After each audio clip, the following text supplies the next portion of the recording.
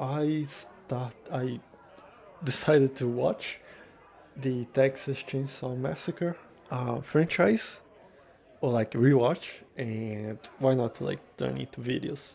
Like I'm already wasting time watching the movies, so why not waste just a little bit more of time? And well, record this. Um, like what I did with the Star Wars franchise, but this time I'll try to like not um I'll try to not extend too much, and I'll not like do one video for each movie because that was really tiring to do. But anyway, the first time I watched the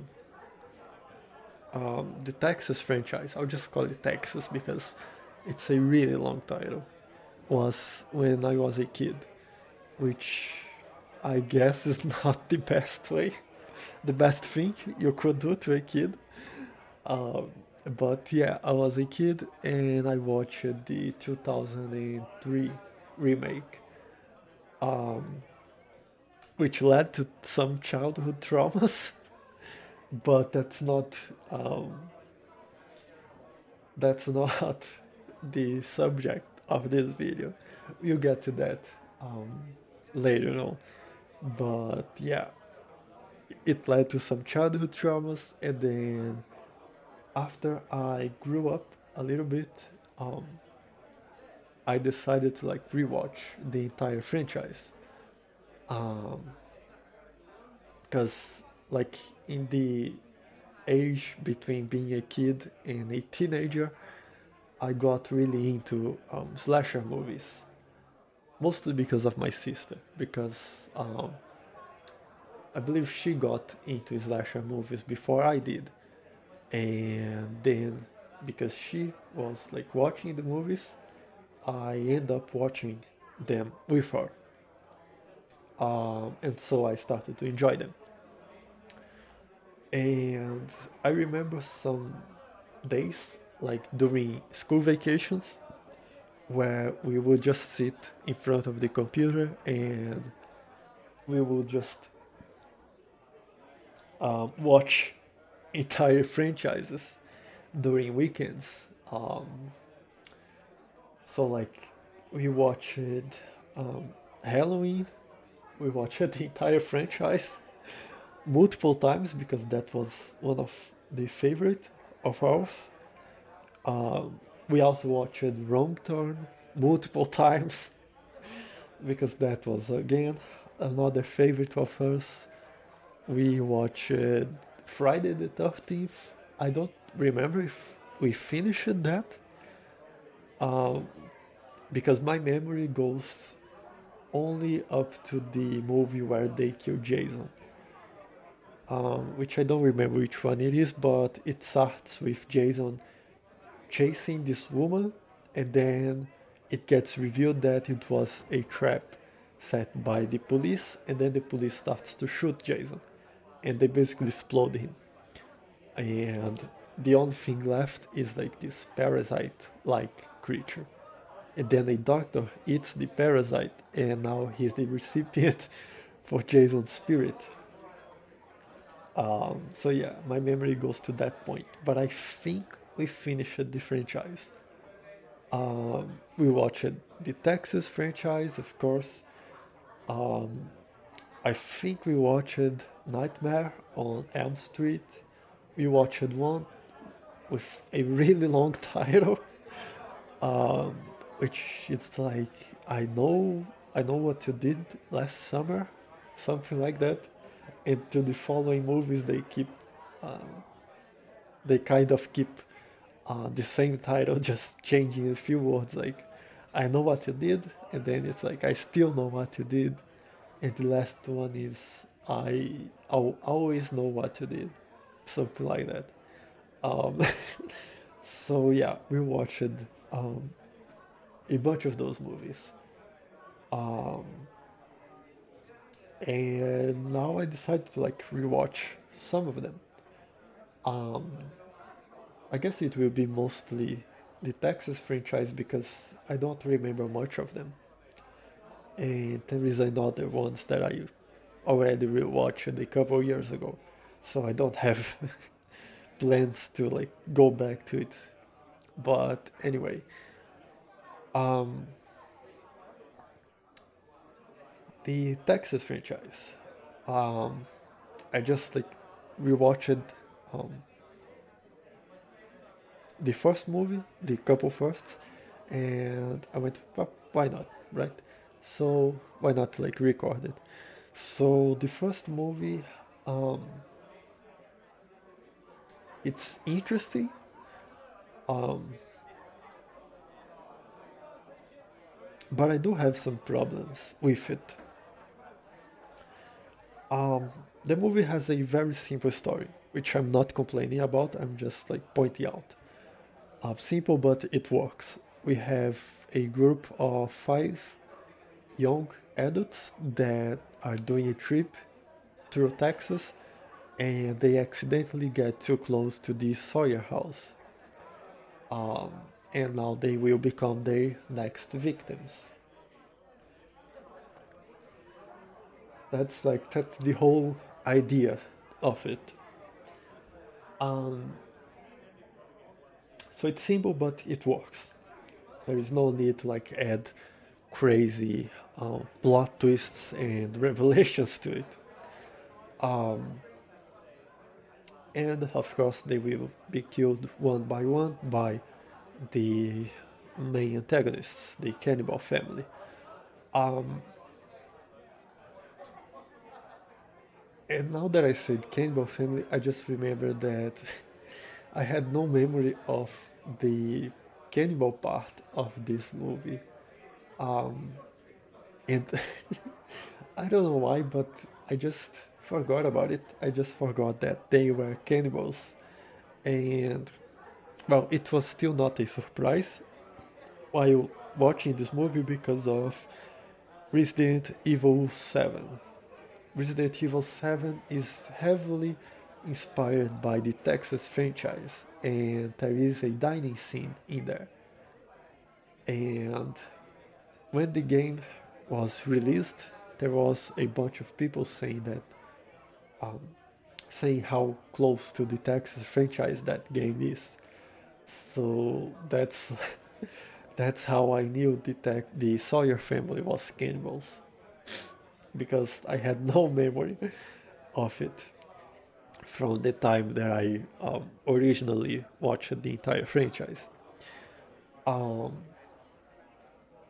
but anyway, let's split the three first movies on two halves.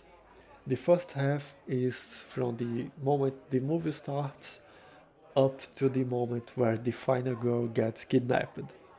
And the second half is, well, the rest.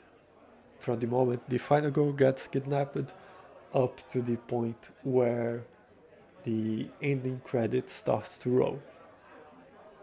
The first movie does the second half really well, but the first one is where I have issues with because it feels um, too slow to me. Maybe that's like my modern audience brain speaking, but um, I don't. Maybe it's not slow, but the deaths are not really well spaced, which lead us to um, some moments where nothing happens.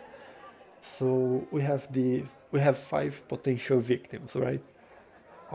And some of them will get killed really fast, like one after the other, and then we'll have moments of nothing, and then another victim will get killed, like the first couple. There is five potential victims. They are all together um, at a house, and two of them decides to wander off and explore the area. And they reach the Sawyer house, and the guy goes inside the house and gets killed by Leatherface. Immediately after that, the girl goes inside looking for her boyfriend, and she gets killed by Leatherface. So this happens really fast, one right after the other, and then we have moments where nothing happens. Um, and then a character, one of the three remaining characters, will start to wonder where the other two went, and he'll go after them. So the third character wanders off and gets killed. And then there is moments of nothing, with the remaining two characters wondering where the other three went. So they go after them, and one of them gets killed, and the final girl gets kidnapped. So those moments of nothing is where I have issues with, um, because I feel like the deaths were not really well spaced. So like two characters die and then nothing happens, and then a character dies, and nothing happens again. And I don't know. Let's go back to the first couple. So the guy gets inside the house, gets killed, and then the girlfriend goes inside the house and gets killed. Instead of that, what they could have done is that the guy goes inside the house, gets killed. The girl goes inside the house looking for her boyfriend, but then she just gets kidnapped. And I don't know, Leatherface grabs her and puts her in the hook. And then we have a torture porn scene where um, the girl is forced to watch Leatherface cut her boyfriend out, like cut the parts that they are gonna cook later, or maybe cut his face off so he can use it as a mask. Um, and then when we cut back to the three remaining characters, one of them wanders off. There is no like discussion of where the other two went. Um, so he wanders off, gets to the house, gets killed, or I don't know, gets kidnapped. So we can stretch that a little bit. So there is no moments um, of nothing happening. So yeah, that could potentially fix the first half for me, like the deaths being better spaced. Um, but then we get to the second part, and that is where the movie really shines to me. So Sally gets kidnapped. She's the last. Um, she's the last one alive, and they kidnap her and they strap her to a chair. And right when she wakes up, there is a moment where I really like. Well, first of all, the first couple minutes is we see the scene through the perspective of Sally, which is great because now we are not watching the movie from a safe place. We are not like a um, we are not like a fly sitting on a wall looking at what is happening.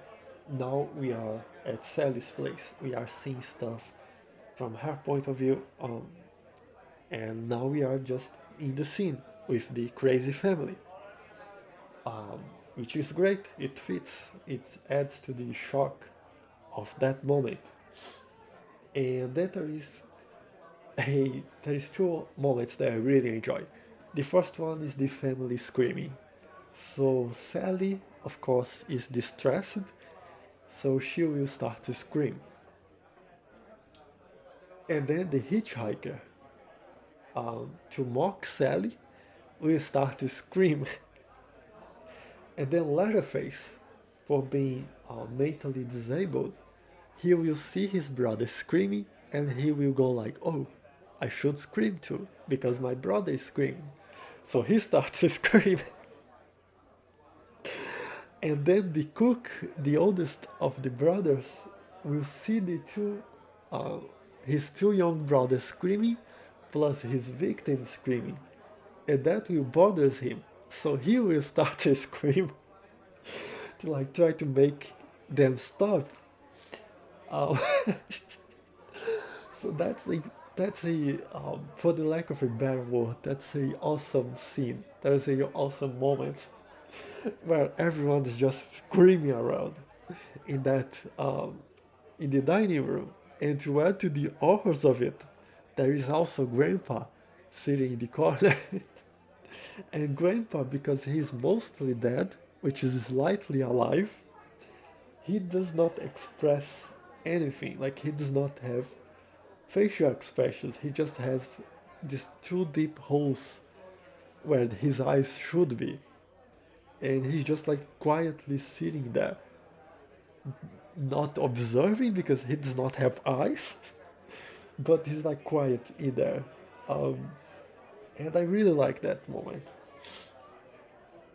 And then there is the second part that I really like, which is Grandpa trying to put down Sally.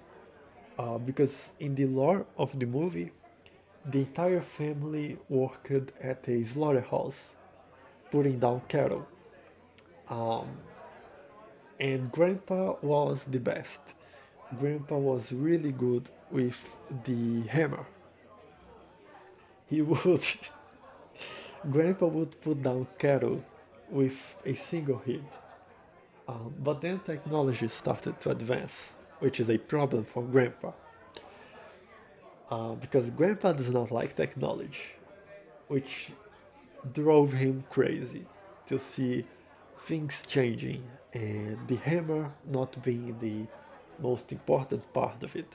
Um, and because technology advanced, now we don't need five different people with hammers. Now we just need only one with a bolt gun. Because this one guy with a bolt gun can do the job of five others with hammer. So the entire family has to stop working at the slaughterhouse. And that drove them insane. Um, because that's the only thing they knew how to do. Um, and now they rely on cannibalism to keep living. Um, but anyway, Grandpa was really good at the hammer, so he will be giving Sally the honor of being put down by Grandpa. Um, so the brothers give Grandpa a hammer to like kill Sally, but since Grandpa is really good, there is no need for Sally to be worried. That's what the cook says. He says like, "Oh, Grandpa is the best, so there is no need for you to worry about anything. He'll just swing the hammer, and with one hit, you will be dead. You will not feel a thing." The problem is, Grandpa is really old. He's like 127 years, I think. Um, because I heard somewhere that on the second movie he is 137 years old. And since the second movie was made 10 years after the first, well, I assume in this one he has 137. But anyway, Grandpa is really old, and age is starting to catch up to Grandpa. So his muscles does not work as they used to, which is a problem for Sally. So the brothers give Grandpa a hammer, but and they start to hype Grandpa up, which is really funny to see. Because they just go like, "Go, Grandpa, kill the beach, you can do it." But Grandpa lets the hammer fall, not the band, um, the actual hammer, fall into the ground. Um, and then they take the hammer from the ground and give it back to Grandpa. And they keep hyping him up, like, "Go, Grandpa, you can do it." And Grandpa starts to slowly make progress. Like, the first time the hammer fell backwards, but now the hammer falls to the front. So they take the hammer again and give it to Grandpa. And Grandpa tries once more. So now he leans forward, but the hammer falls. So they take the hammer and give it back to Grandpa. And they keep going, go Grandpa, kill the beach, you can do it. And then Grandpa starts to do the motion, but still not enough force. So uh, he hits Sally, but with not enough force to kill her. So they take the hammer back and they start to lose patience because Grandpa is old. And well, if you had an old person in your family, you know that will happen sometimes. Um, so they start to lose patience, and Leatherface starts to hold Grandpa's hand, and he starts to do the motion for Grandpa. So, so they like try to hit Sally again, and they keep trying because Leatherface wants to help Grandpa, but he does not want to do all the job. So he just does the motion and relies on Grandpa's strength. Um, but that does not work. So we have a moment where the cook fully loses and he grabs the hammer and hits Sally in the head, um, which is an interesting moment. It shows us how crazy the family is, but if you look a little closer, you can see like some bits of reality. As I say, like when you have someone that is old on your family, um, and you can see like some parallels in there. Um, Mostly like when the younger people start to lose patience. But yeah, I'm sorry to cut the laugh so abruptly, but the movie brings some real life problems that I was not expecting to see either. Um, and this also made me remember of a story that was told to me, which I don't remember right now if it was from the army or if it was from the firefighters, because both of them have a similar survival training. Um, but anyway, for the sake of it, let's say it was the firefighters. They have a survival training where a animal will be provided and someone will be pointed out to kill the animal in order to like prepare it and in order to cook. And this job cannot be changed. Like you cannot switch if with other person. Like if someone gave you the job of putting down the animal, that's it. You have to do that, and no one else can help you. So the story that was told to me was that a guy that was um, really skinny and didn't have enough force was given the job of killing the animal, and and he just tried to like break the neck of it over and over, but he couldn't do it. And well, no one could help him because that was part of the training. So he just kept trying over and over to break the animal's neck. Um, and he was not capable of doing so. Eventually, the animal died, but it was mostly because of a successfully, not successfully, um, when something happens in succession, it was because of like over and over hitting the animal, not because you hit him hard. The animal ended up dying, but it was after a lot of suffering. um, um, so yeah, that also this scene on this Texas movie made me think of that.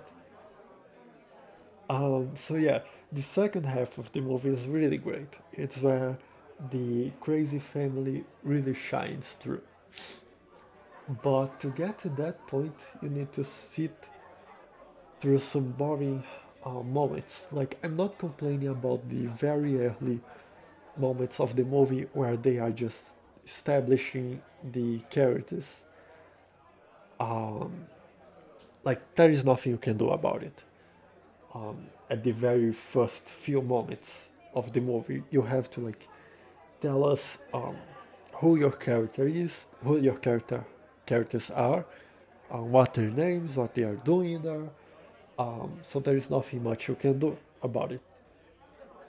But after a while, as I say,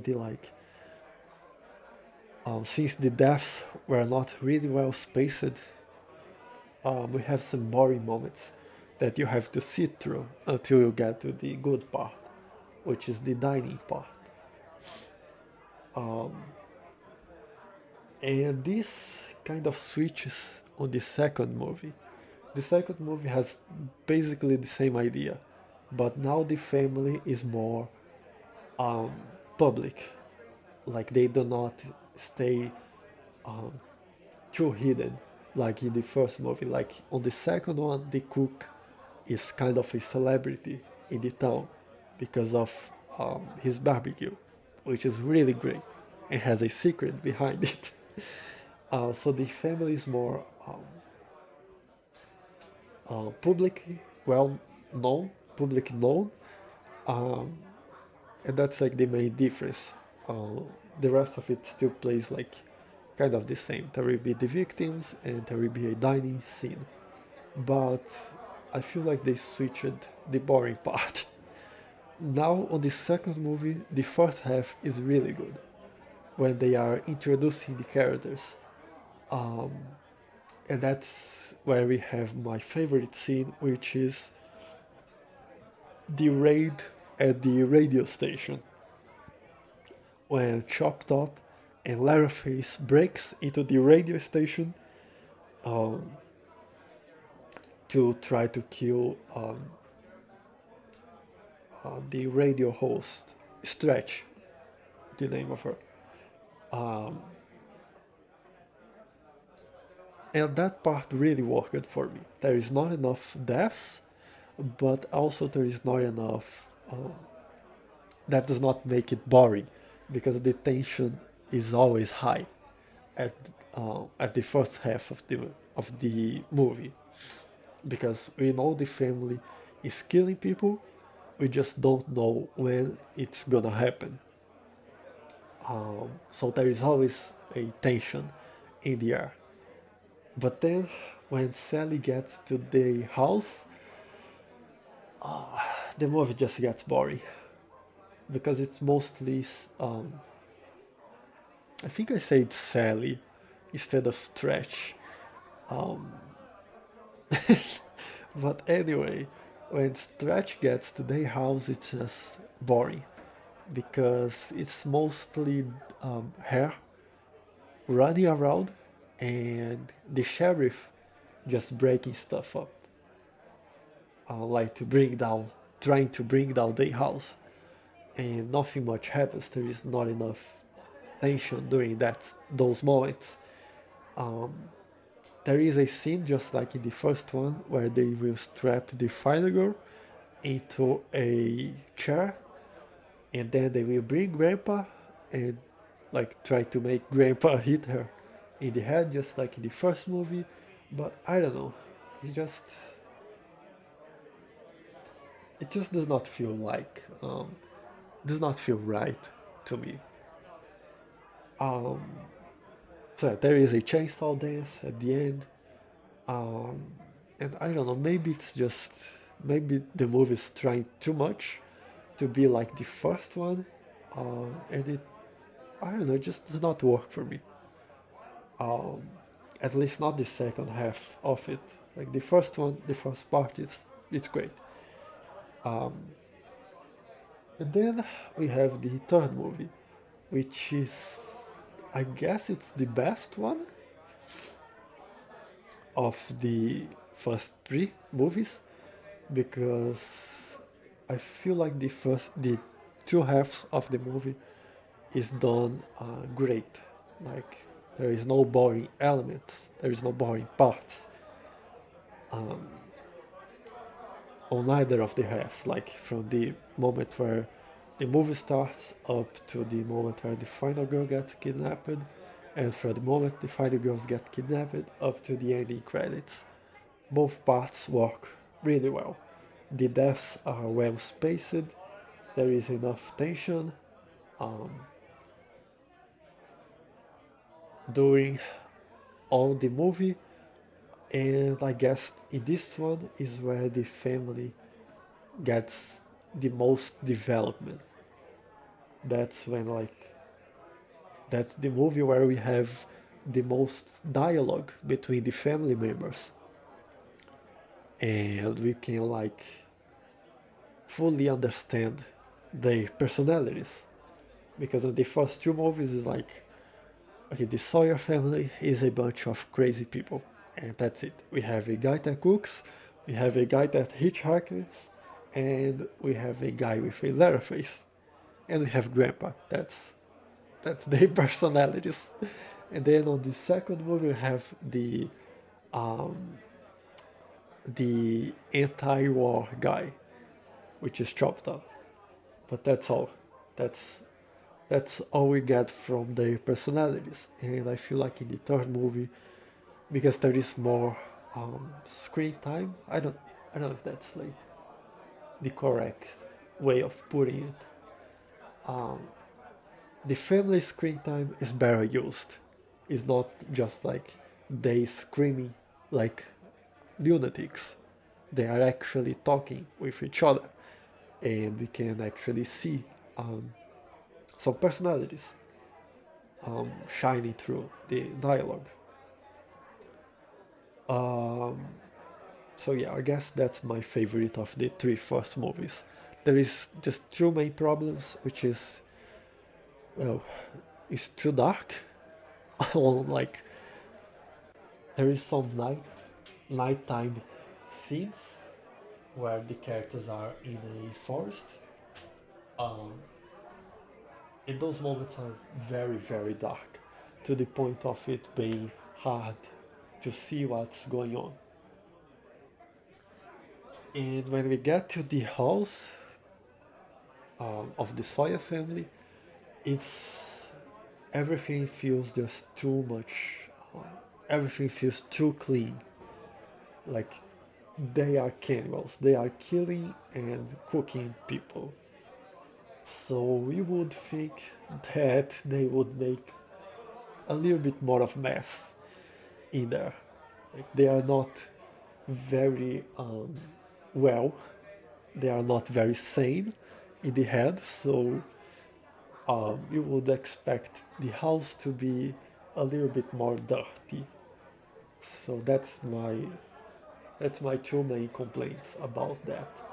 But I don't know. I guess professionals have standards. And it's not because you're a crazy cannibal that you need to be a crazy that you need to live in a dirty house. Um, so yeah, you don't want the cockroaches roaming around your house. Killing and eating people, yeah, that's fine. I totally approve that. But having dirt in the house, no, that's where the Sawyer family draws the line. Um, but yeah, outside of that, it's a good movie. There is Viggo in there, Viggo Mortensen. I guess that's how it's said. I still didn't search it how to say his last name. Even though I like the actor. Um, but yeah, that's my thoughts in the first three movies. Um, they are great. Well, they are good actually, but there is always something that um, makes it hard to call them great movies. Like the first one is just the first half is really boring. The second movie, the second half is really boring. And then on the third movie, I feel like the tension is always high, but there is moments where it's hard to see what's going on in the movie. Um, so yeah, fortunately, after that we have the we have the best movie, which is Texas Chainsaw Massacre, the next generation. But that's a topic for the next video.